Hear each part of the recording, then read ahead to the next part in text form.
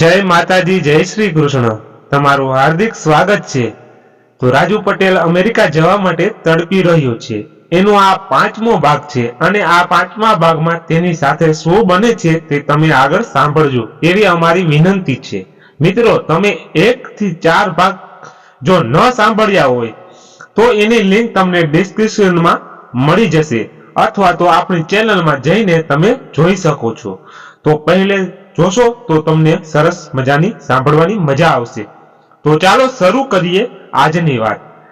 Finally ઇન્ડિયાથી નીકળેલા લગભગ 6 મહિના બાદ આખરે એ દિવસ આવી ગયો હતો કે જેની રાજુને ઘણા વર્ષો સુધી રાહ જોઈ હતી। હા, હવે તેને મેક્સિકો બોર્ડર ક્રોસ કરીને અમેરિકામાં જ એન્ટ્રી કરવાની હતી। મોટેલમાંથી રાત્રે 10 વાગ્યે રાજુ એક ટેક્સીમાં બેસીને પ્રકાશ સાથે બોર્ડ તરફ જવા રવાના થયો। ત્યારે તે ભયાનક ટેન્શનમાં હતો। જો બોર્ડર ક્રોસ કરવાના સફળતા ના મળે તો રાજુએ અત્યાર સુધી જે કંઈ મહેનત કરી હતી, જેટલા પણ જોખમો લીધા હતા અને જેટલા મહિનાઓથી સમય વેડફ્યો હતો તે બધું માથે પડવાનું હતું। રાજુ મેક્સિકો બોર્ડર ક્રોસ કરીને અમેરિકાના ટેક્સાસ રાજ્યમાં દાખલ થવાનો હતો અને રાતના અંધારામાં જ તેને આ કામ પૂરું કરી દેવાનું હતું। ત્યારે રાતના કદાચ 12 વાગ્યા હતા। રાજુ સાથે બીજા લગભગ 20 લોકોનું ગ્રુપ હતું જેમને બોર્ડર ક્રોસ કરવાની હતી।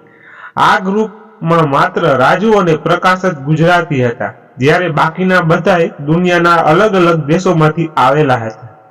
બોર્ડર ક્રોસ કરવામાં આવેલ એક મેક્સિકન આ બધાને એક ગટર જેવી જગ્યામાં ઉતાર્યા હતા, જેમાં ગળા સુધી પાણી ભરેલું હતું અને તેમાં ભયાનક વાસ મારતી હતી। અંદાજે 10 મિનિટ સુધી આ ગટરમાં ચાલ્યા બાદ આખું ગ્રુપ એક નાનકડી કેનાલ કે પછી નાળા જેવી ખુલ્લી જગ્યામાં પહોંચ્યું હતું। તમામ લોકોને પહેલા જ કહી દેવાયું હતું કે જરાય અવાજ કર્યા વિના બસ ચાલતા રહેવાનું છે। રાજુને પાછળથી ખબર પડી હતી કે તે નાળા સુધી પહોંચતા જ તે અમેરિકાની હદમાં આવી ગયો હતો, પરંતુ ત્યાં પહોંચીને પણ ખતરો જરાય ઓછો નહોતો। જે નાળામાંથી રાજુ પસાર થઈ રહ્યો હતો તે થોડું નીચાણમાં હતું અને તેની આસપાસ ઝાડ પણ ઉગેલા હતા। તે નાળાની બંને બાજુ યુનાઇટેડ સ્ટેટ્સ બોર્ડર પેટ્રોલના ગોર્ડનસન ચોકી પહેરતો હતો। ક્યારેક રાતના ઘનઘોર અંધારામાં રાજુને ફ્લેશ લાઇટ દેખાતી અને ક્યારેક ગાર્ડન્સમાં પડછાયા પણ દેખાતા જતા, પરંતુ તેનું આખું ગ્રુપ કોઈની પણ નજરમાં ના આવે તે રીતે ચાલી રહ્યું હતું। રાજુને બોર્ડર ક્રોસ કરીએ ઘણો સમય થઈ ગયો હતો અને તે ખબર નથી પડી ઘણા સમયથી લપાતો છુપાતો અમેરિકાની હદમાં દબાતા પગલે ચાલી રહ્યો હતો। આ દરમિયાન એકવાર તેને 10 ફૂટ દૂર એક ગાર્ડ પણ દેખાઈ ગયો હતો, વેરાન વિસ્તાર અને ઘનઘોર અંધારામાં। ત્યારે તો રાજુ તે ગાર્ડની નજરમાંથી બચી ગયો હતો, પરંતુ હવે તેનું શરીર જાણે જવાબ આપી રહ્યું હતું। રાજુ થાકીને લોથપોથ થઈ ગયો હતો અને તેને એટલી જોરદાર ઊંઘ આવી રહી હતી કે પોતાની આસપાસ શું થઈ રહ્યું છે તેનો તેને કંઈ અહેસાસ નહોતું થઈ રહ્યું। તે જ વખતે કંઈક સળવળાટ થતા બધાને એજન્ટના માણસને ઈશારો કરીને જમીન પર સૂઈ જવા માટે કહ્યું હતું। કેટલીય વાર સુધી રાજુ તે જગ્યાએ ચૂપચાપ પડી રહ્યો હતો। કદાચ ત્યાં જ પડ્યા તેને ઊંઘ પણ આવી ગઈ હતી અને તે જ વખતે એક ગાર્ડ રાજુની બરાબર સામે આવીને ઊભો રહી ગયો અને તેણે નીચે સૂઈ રહેલા રાજુના મોઢા પર જ ટોર્ચનો સીધો ફ્લેશ માર્યો હતો। એક તરફ રાજુની આંખો જાણે તે દિવસો સુધી ઊંઘ્યો ના હોય તે રીતે ઘેરાઈ ગઈ રહી હતી, તો બીજી તરફ અમેરિકન ગાર્ડ તેના તરફ ટોર્ચનો ફ્લેશ મારતા તે તો એકદમ ડઘાઈ જ ગયો હતો, પરંતુ તેની સાથે તેના ગ્રુપના જે બીજા લોકો હતા તે પણ ફફડી ગયા હતા। જોકે ત્યારે બધા વેરવિખેર હતા અને રાજુ બધાથી થોડું દૂર હતો। તે વખતે પ્રકાશે રાજુને બૂમ મારીને તેને દોડવા કહ્યું, પણ રાજુ દોડવાની વાત જવા દો, ત્યાંથી હલવાની સ્થિતિમાં પણ નહોતો। તેણે જાણે તે સમયે પેલા ગાર્ડ સામે સરેન્ડર કરી લીધું હોય તેમ પોતાના હાથ ઊંચા કરી દીધા. રાજુને આખરે જે ડર પહેલાથી જ હતું તે હવે સાચો પડ્યો હતું. તે અમેરિકન બોર્ડર પર પકડાઈ ચૂક્યો હતો અને હવે તેની પાસે છટકવાનો કોઈ રસ્તો બાકી નહોતો રહ્યો. તે વખતે ગ્રુપના બાકીના લોકોનું શું થયું તે રાજુને ત્યારે તો ખબર નહોતી પડી, પરંતુ તે જ્યારે પકડાયો તે જ વખતે તેને હાથ કડી પહેરાવી દેવાઈ હતી અને તે વખતે રાજુને જાણે પોતે કોઈ ગુનેગાર હોય તેવી લાગણી થઈ રહી હતી. રાજુ તે વખતે આખો ભીનો હતો. તેના કપડામાંથી ગટરના પાણીની ગંદી વાસ મારતી હતી અને રાતના સમયે તે વિસ્તારમાં ઠંડી પણ જોરદાર લાગી રહી હતી. રાજુ રીતસરનો ધોળી રહ્યો હતો અને તેના દાંત પણ કકડી રહ્યા હતા. જે ગાર્ડ રાજુને પકડ્યો હતો તેણે તરત જ તેની કસ્ટડી એક લેડી ઓફિસરને આપી દીધી હતી અને ત્યાંથી તેને એક ગાડીમાં બેસાડીને કોઈ સેન્ટર પર લઈ જવામાં આવ્યો હતો. રાજુ મેક્સિકો બોર્ડર ક્રોસ કરવા પહેર્યા કપડે જ નીકળ્યો હતો, પરંતુ અમેરિકામાં પકડાઈ જતા હવે તેની હાલત ખરાબ થઈ રહી હતી. રાજુને જે સેન્ટર પર લઈ જવામાં આવી રહ્યો હતો તે કોઈ શહેરી વિસ્તારનું હતું. ગાડી રસ્તા પર દોડી રહી હતી અને રસ્તાની આજુબાજુ રાજુને મકાનો પણ દેખાઈ રહ્યા હતા. તે વખતે એક સિગ્નલ પર ગાડી ઊભી રહી હતી, પણ રસ્તો એકદમ સુમસામ હતો. રાજુને એવો સવાલ થઈ રહ્યો હતો કે રસ્તામાં કોઈ વાહન નથી, છતાંય પોલીસની ગાડી કેમ સિગ્નલ પર આ રીતે ઊભી છે. થોડી સેકન્ડોમાં રાહ જોયા બાદ જ્યારે તે સિગ્નલ ગ્રીન થયું ત્યારે તે ગાડી ઉપડી હતી અને તે વખતે રાજુને અમેરિકામાં કાયદા અને નિયમોનું કેવું ચુસ્ત પાલન થાય છે તેનો અનુભવ થયો હતો. રાજુને લઈને નીકળેલ તે પોલીસની ગાડી સેન્ટર પર પહોંચી ત્યારે તેને એક ચિલ્ડ રૂમમાં બેસાડવામાં આવ્યું હતું, જ્યારે તેના જેવા બીજા 4 લોકો હતા અને અમુક ઓફિસર પણ બેઠા હતા. રાજુ ત્યાં ઠંડીનો માર્યો કાપી રહ્યો હતો. તેની હાલત જોઈ એક ઓફિસરે તેને જ્યુસની બોટલ અને બર્ગર આપ્યા હતા. છેક ત્યારે રાજુ 24 કલાક બાદ કંઈક જમ્યું હતું. તે બર્ગર્સમાં જે કાંઈ નોનવેજ આઈટમ હતી તે તેને પોતાના જેવા બોર્ડર પર પકડાયેલા એક મેક્સિકન ને આપી દીધી હતી.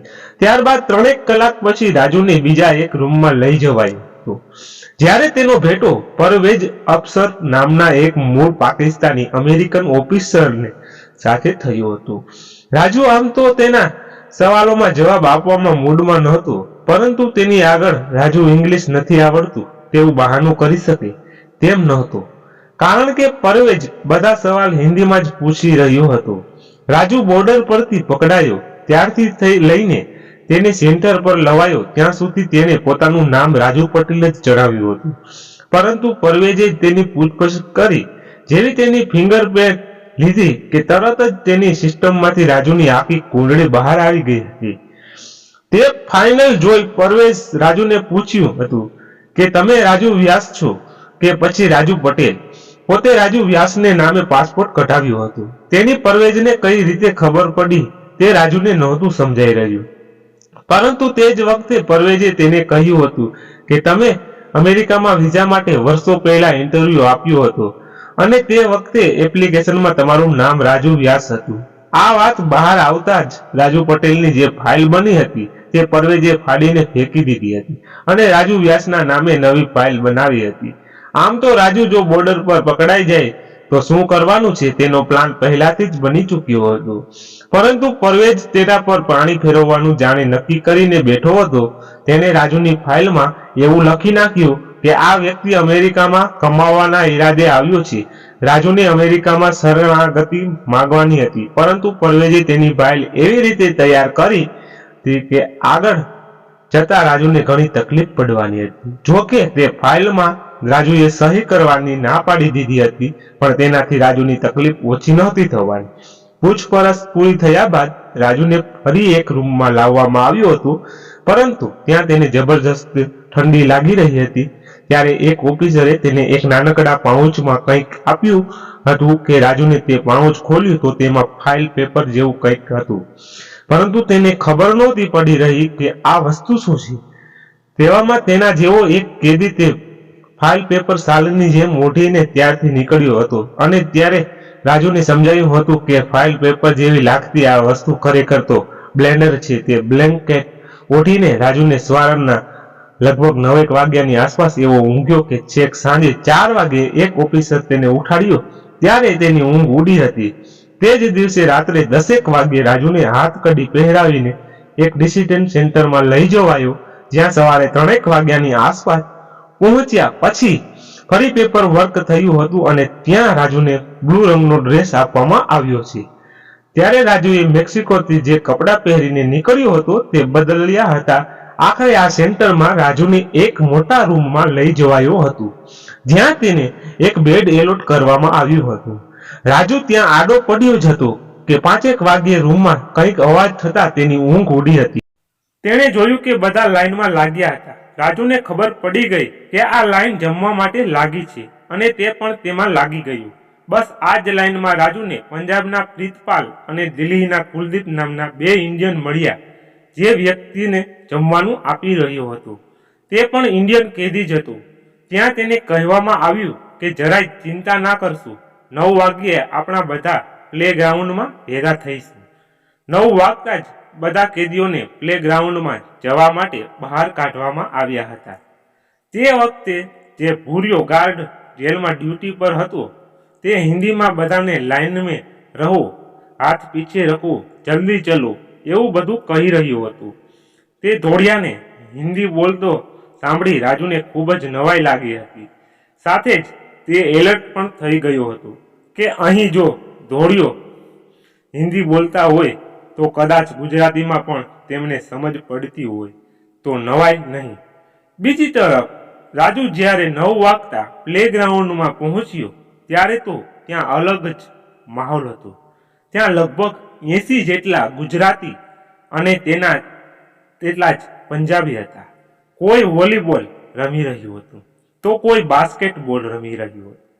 રાજુને તો માન્યમાં જ નહોતું આવતું કે જેલમાં આવી પણ હોય. ત્યારે ઘણા દિવસે ગુજરાતીઓ સાથે રાજુએ તેજ ખૂબ જ વાતો કરી અને અમુક તો તેના ગામના આસપાસના પણ નીકળ્યા હતા. રાજુને આ ડિટેન્શન સેન્ટરમાં લવાયો ત્યારથી તે ખૂબ જ ડરેલો હતો, પરંતુ જ્યારે તેને પોતાના જેવા ઢગલાબંધ ગુજરાતીઓ મળ્યા ત્યારે તેનામાં ગજબની હિંમત આવી ગઈ હતી. રાજુને જે રૂમમાં રખાયો હતો ત્યાં તેના સહિતના 3 જ ઇન્ડિયન હતા. તેની બાજુનો જે બેડ હતો ત્યાં કોઈ સર્બિયન વ્યક્તિ હતો જેની પાસે અમેરિકાનું ગ્રીન કાર્ડ હતું, પરંતુ તે નશીલા પદાર્થ વેચતા પકડાયો હોવાથી તેને ડિપોર્ટ કરવામાં આવી રહ્યો હતો.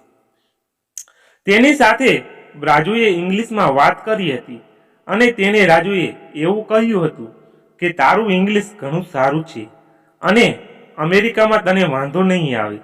આ જ વ્યક્તિએ એકવાર વધારે દૂધ લેવા માટે ડિટેન્શન સેન્ટરમાં ગાર્ડ સાથે જોરદાર ઝઘડો કર્યો હતો. રાજુએ તે આખો તમાશો પોતાની આંખે જોયો હતો. તેને એ વાતની નવાઈ લાગી રહી હતી કે એક કેદી ગાર્ડ્સને આવી રીતે ધમકાવી રહ્યો છે અને પેલા તેની આંગળી પણ નથી અડાડતા. જો ઇન્ડિયામાં આવું થયું હોત તો જેલમાં ઊંચો અવાજ કરનારો કેદી અત્યાર સુધીમાં તો ઠેકાણે પડી ગયો હોત. તે સર્બિયન ત્યારે ઝઘડો કરીને દૂધના 3 પાઉચ લઈ આવ્યો હતો. તેણે રાજુને પણ દૂધ ઓફર કર્યું હતું, પરંતુ રાજુને તેની પાસેથી એ જાણવામાં વધારે રસ હતો કે આટલો ઝઘડો કરવા પર પણ પોલીસે તેને હાથ કેમ ના લગાડ્યો. ત્યારે પેલાએ રાજુને કહ્યું હતું કે પટેલ, આ અમેરિકા છે, જ્યાં સુધી તમે કોઈને હાથ નહીં અડાડો ત્યાં સુધી પોલીસ પણ તમને આંગળી નહીં અડાડે. તે ડિટેન્શન સેન્ટરમાં રાજુએ પહેલા જ દિવસે પોતાનો રૂમ બદલવા માટે અરજી કરી હતી, જે 3 દિવસ પર મંજૂર થઈ હતી. રાજુને જે રૂમમાં શિફ્ટ કરાયો હતો ત્યાં બધા ઇન્ડિયન જ હતા. તે મોટા રૂમમાં 2 મંદિર બનાવેલા હતા, એક ગુજરાતીઓનું અને બીજું પંજાબીઓનું. ત્યાં સવાર સાંજ પૂજા થતી હતી, પરંતુ કેટલાક લોકો તો આખો દિવસ મંદિરની આગળ બેસીને હાથ જોડીને ભગવાન આગળ પ્રાર્થના કરતા રહેતા. જ્યારે તેને પાછળનું કારણ રાજુને ખબર પડી ત્યારે તેના આશ્ચર્યનો કોઈ પાર નહોતો રહ્યો. તે સેન્ટરમાં જે લોકો હતા તેમાંના મોટા ભાગના ડિપોર્ટ કરવામાં હતા, પરંતુ તેમની ફાઇલ ઘણા સમયથી અટવાઈ હતી. કોઈ 6 મહિનાથી જેલમાં હતું તો કોઈને 4 વર્ષ જેટલો સમય પણ થઈ ચૂક્યો હતો. ડિપોર્ટ થવાની રાહ જોઈને બેઠેલા કેટલાક અનુભવીઓએ રાજુને સમજાવ્યું હતું કે આ તેને જગ્યાએ 2-4 દિવસ રખાયા બાદ બીજા દિવસે એક મોટા ડિફેન્સ સેન્ટરમાં લઈ જવાશે અને ત્યાં તેની સામે ટ્રાયલ શરૂ થશે. એટલું જ નહીં, રાજુને આ લોકોને એવી વોર્નિંગ પણ આપી દીધી હતી કે જો તારો કેસ એસ.એમ. હાર્વર્ડ નામના જજની કોર્ટમાં આવે તો સરગાણી માણવાનું પડતું મૂકી સામેથી જ ડિપોર્ટેશન માગી લેજે અને તેને જે પણ ડોક્યુમેન્ટ્સ પર સહી કરવાનું કહેવામાં આવે તેના પર લાંબુ કશું વિચાર્યા વિના સહી કરી દેજે, કારણ કે તે જજ ખૂબ જ ખડૂસ છે અને તે કોઈની પણ શરણાગતિની અપીલ મંજૂર નથી કરતો. જો તેની સામે શિંગડા ભેરવ્યા તો તું જ ખોટા ભરાઈ જઈશ. અહીં જે લોકો વર્ષોથી પડ્યા છે તેમણે પણ આ જ ભૂલ કરી હતી. આ ડિટેન્શન સેન્ટરમાં રાજુને લગભગ 20 દિવસ રાખવામાં આવ્યું હતું. ત્યાં સાંજે બધાય કેદી પોતાના પૈસે ખરીદેલી નૂડલ્સ બનાવીને ખાતા હતા, કારણ કે જેલમાં જમવાનું એકદમ માપનું મળતું અને કોઈ તેનાથી ધરાતું નહોતું. જોકે રાજુને તો નૂડલ્સ નામની જ ચિતરી ચડતી. નૂડલ્સના જાણે તેના અળસિયા દેખાતા અને જો તેની બાજુમાં બેસીને કોઈ નૂડલ્સ ખાતું હોય તો પણ રાજુને વોમિટ જેવું થતું. રાજુને ઘણા લોકો નૂડલ્સ એકવાર ટેસ્ટ કરવા કહેતા, પણ રાજુને તેને દૂરથી જ ના પાડી દેતું. જોકે જેલમાં સાંજે 5 વાગ્યે ડિનર આવી જતું અને પછી રાતના 8 વાગતા જ બધાને પાછી ભૂખ લાગતી હતી. આખરે 3 દિવસ સુધી આનાકાની કર્યા બાદ રાજુએ પહેલીવાર નૂડલ્સ ટેસ્ટ કરી હતી અને તે જ દિવસે તેને નૂડલ્સ પર જે ચિતરી ચડતી હતી તે પણ ગાયબ થઈ ગઈ હતી. પછી તો રાજુ રોજ સાંજે 8 વાગે જેલમાંથી થતી નૂડલ્સ પાર્ટીમાં હોશે હોશે જોડાયો લાગ્યો હતો. જેલમાંથી રાજુને ઘણું બધું શીખવા મળી રહ્યું હતું. આખરે 20 દિવસ ત્યાં રહ્યા બાદ રાજુ અને તેની સાથે પ્રીતિપાલ અને કુલદીપને પોર્ટ ઇસાબેલ ડિટેન્શન સેન્ટરમાં શિફ્ટ કરવામાં આવ્યા હતા. પોર્ટ ઇસાબેલ ડિટેન્શન સેન્ટરમાં પીઆઈડીસી ના નામે ઓળખવામાં આવે છે. અમેરિકામાં ગેરકાયદેસર રીતે ઘૂસેલા લોકોને અટકાયતમાં રાખવાની આ ફેસિલિટી જબરજસ્ત મોટી છે, જેમાં આલ્ફા, બ્રાવો, ચાર્લી અને ડેલ્ટા નામના 4 મોટા ડોમ આવેલા છે અને આ દરેક ડોમોમાં 4 મોટા રૂમ. પીઆઈડીસીમાં રાજુને 2 જોડી વ્હાઇટ ટી-શર્ટ અને બ્લુ પેન્ટ અને શૂઝ આપવામાં આવ્યા હતા. રાજુને આલ્ફા ડોમમાં રૂમ નંબર 1 માં બેડ એલોટ કરવામાં આવ્યું. પ્રીતિપાલ અને કુલદીપ તેની સાથે જ હતા. આ મસમોટા રૂમમાં કેટલાય ગુજરાતીઓ અને પંજાબી હતા. જ્યારે રાજુની બાજુમાં જેનો બેડ હતો તે ક્રિષ્ના નામના એક નેપાળીને અપાયો હતો. સાવ દુબળો, પાતળો અને ઢીંગળો. ક્રિષ્ના લંડનના પણ વર્ષો રહ્યો હતો અને તે કડાકડ ફટ ઇંગ્લિશ બોલતો હતો.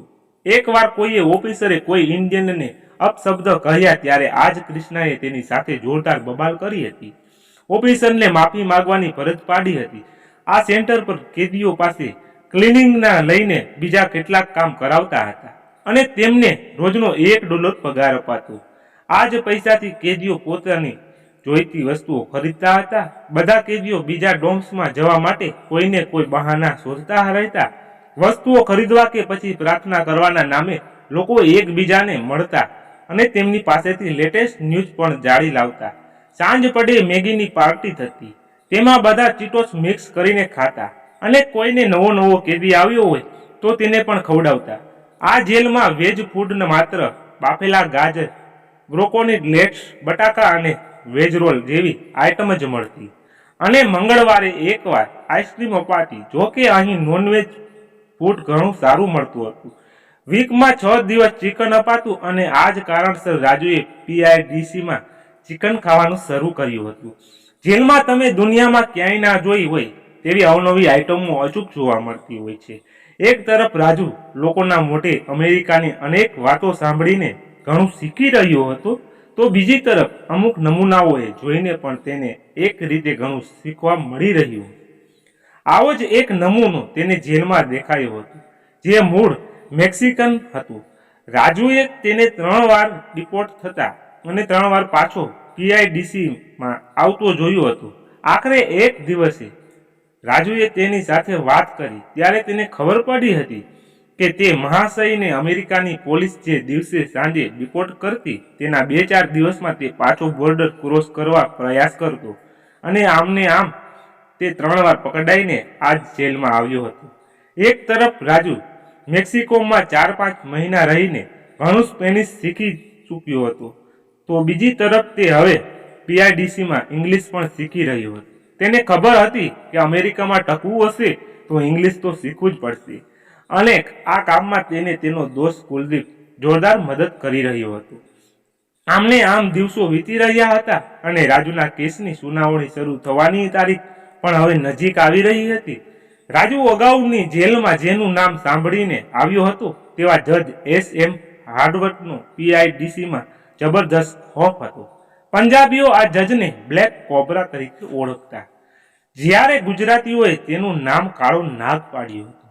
જે પણ કેદીઓ કેસ હાર્વર્ડની કોર્ટમાં આવતો તે જાણે તેની દુનિયા ખતમ થઈ ગઈ હોય તેમ દુઃખમાં ડૂબી જતું, અને જેના કેસ બીજા 3માંથી કોઈ પણ જજ પાસે આવતા તે બધા પાર્ટી કરવાના મૂડમાં આવી જતા.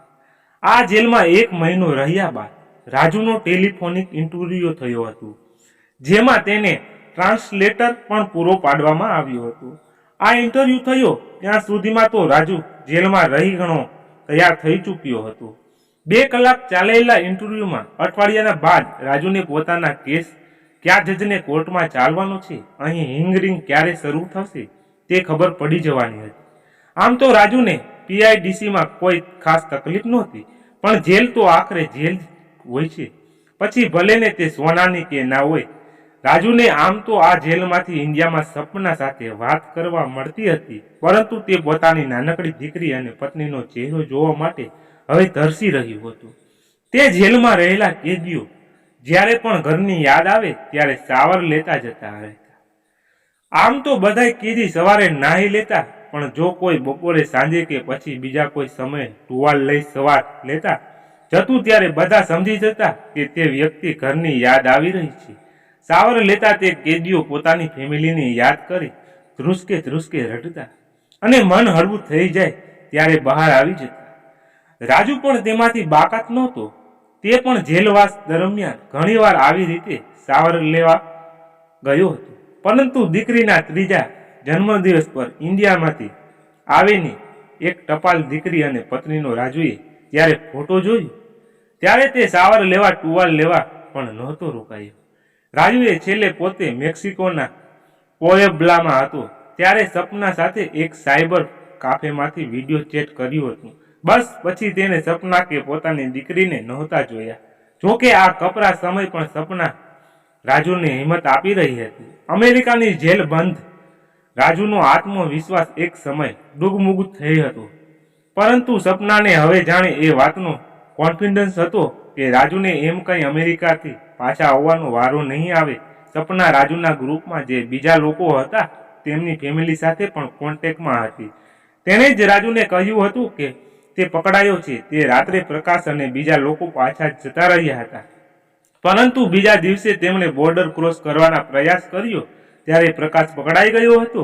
છેક ત્યારે રાજુને એ પણ ખબર પડી હતી કે પ્રકાશની ઉંમર 18 વર્ષથી ઓછી હતી, અને તેના કારણે જ તેને ગણતરીના દિવસોમાં જ ડિટેન્શન સેન્ટરમાંથી છોડી દેવાયો હતો, અને તેની ગ્રીન કાર્ડની અરજી પણ મંજૂર થઈ ગઈ હતી.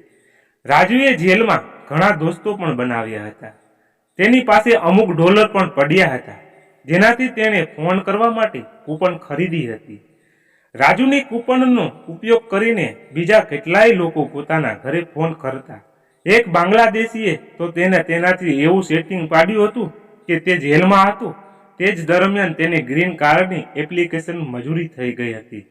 રાજુ પોતાની પાસે જે પણ મદદ માંગવા આવે તેને ઉદાર હાથે મદદ કરતું, પરંતુ સાથે એમ પણ કહેતું કે અહીંથી છૂટીને જાઓ ત્યારે મારો જેટલો ખર્ચો થયો તેટલા ડોલર મોકલાવજો. તે વખતે લોકો રાજુનો અહેસાન માનતા, જેલમાંથી છૂટતા જ પૈસા મોકલાવી દેવાના વાયદા પણ કરતા.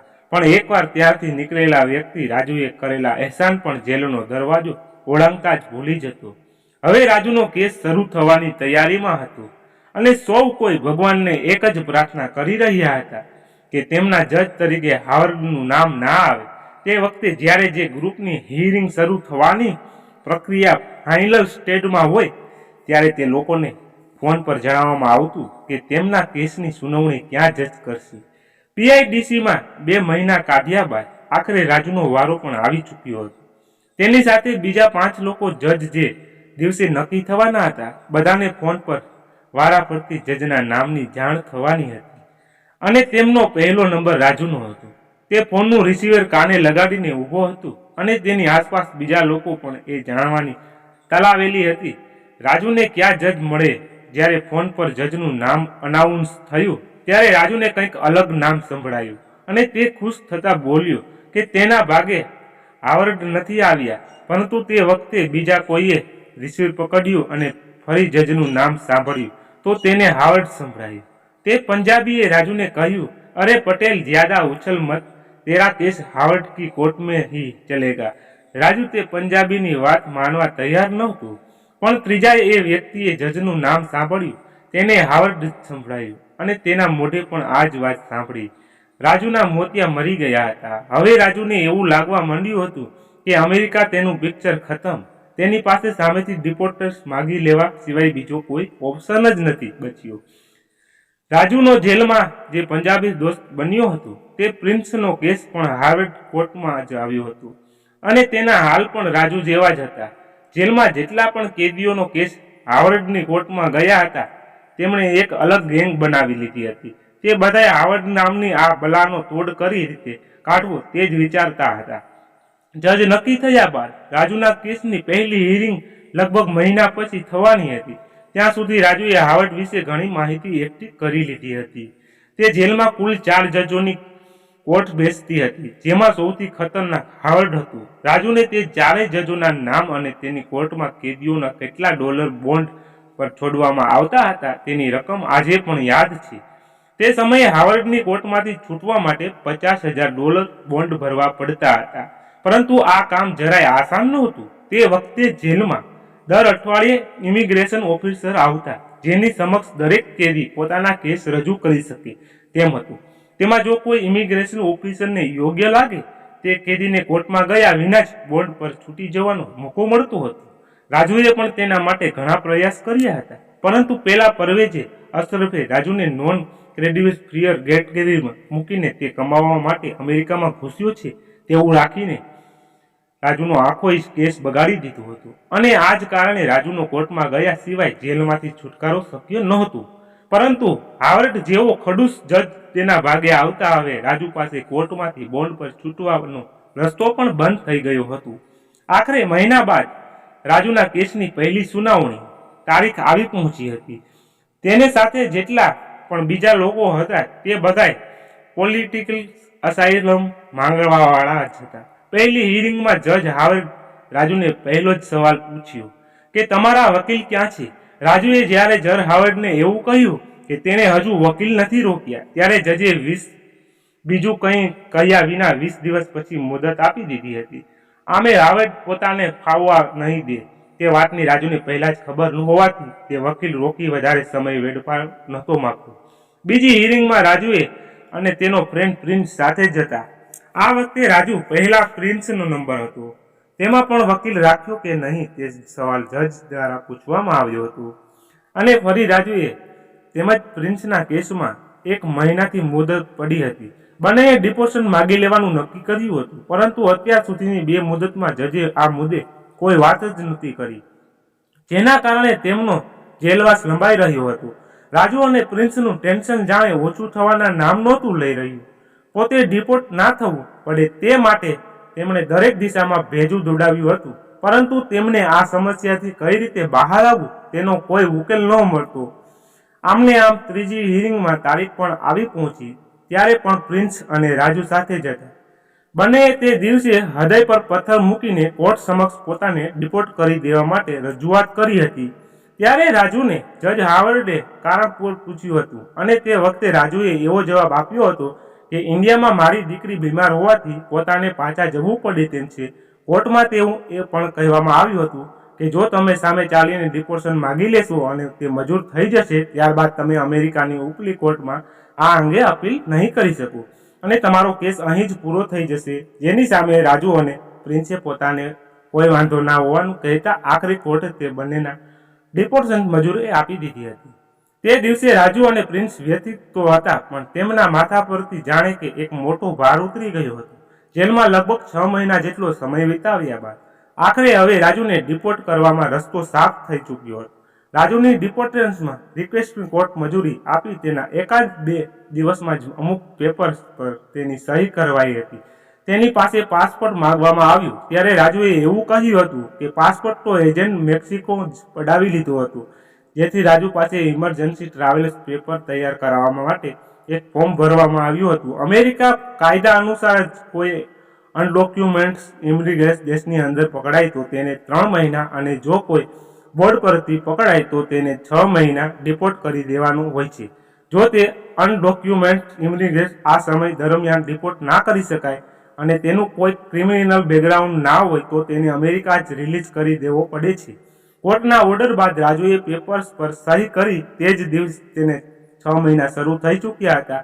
હવે બસ રાજુને જેલમાં રહીને પોતાને ક્યારે ડિપોર્ટ કરાય છે તેની રાહ જોવાની હતી. આ દરમિયાન રાજુ સાથે જેલમાં બંધ એક ગુજરાતી યુવકને 6 મહિના થઈ ચૂક્યા હતા, પરંતુ તે હજુ સુધી ડિપોર્ટ નહોતો થયો.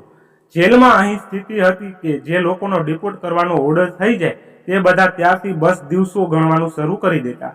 જે યુવક 6 મહિના થઈ ગયા હતા તેને એવો વહેમ હતો કે હવે તેને ડિપોર્ટ નહીં કરાય, પરંતુ એક સવારે જ્યારે રાજુ સહિતના કેદીઓ ઉઠ્યા ત્યારે તે વ્યક્તિ ગાયબ હતું. બધા સમજી ગયા કે તેને રાતોરાત જ ઇન્ડિયા રવાના કરી દેવાયો હતો.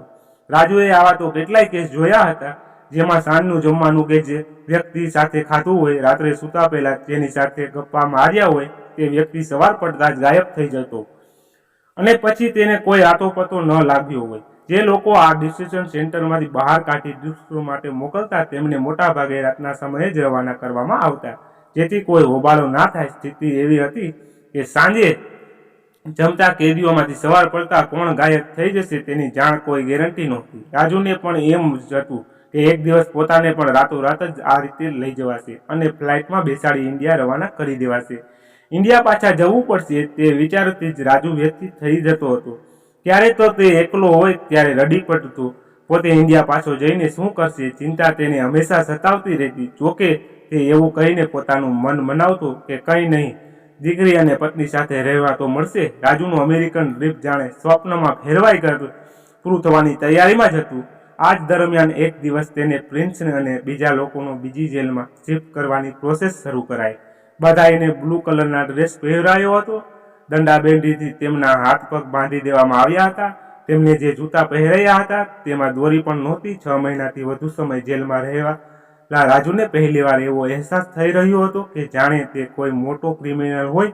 તે વખતે રાજુ અને બીજા કેદીઓ એરપોર્ટ પર લઈ જવાયા હતા અને ત્યાં તેમના માટે એક અલગ ફ્લાઇટ વ્યવસ્થા કરવામાં આવી હતી. લગભગ 300 લોકોને દંડાબેડી બાંધેલી હાલતમાં જ ફ્લાઇટમાં બેસાડવામાં આવ્યા હતા.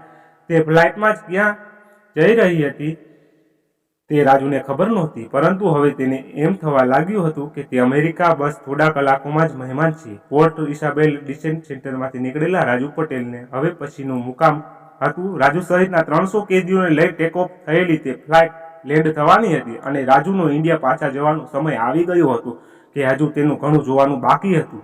આ તમામ સવાલોના જવાબ મળશે હવે પછીના એપિસોડમાં. ત્યાં સુધી આપ જોતા મિત્રો. હવે મળીશું આપણે આના 6થા ભાગમાં. એટલે ત્યાં સુધી અમારી ચેનલમાં નવા હો તો ચેનલને સબસ્ક્રાઇબ કરી લેજો અને વિડીયોને લાઇક અને તમારા 2-5 મિત્રોને પહોંચાડી દેજો. બસ આટલું કરી દેજો એટલે અમને નવી નવી વાર્તાઓ કહાની વાંચવામાં સારું લાગે. ધન્યવાદ. જય માતાજી, જય દ્વારકાધીશ, હર હર મહાદેવ.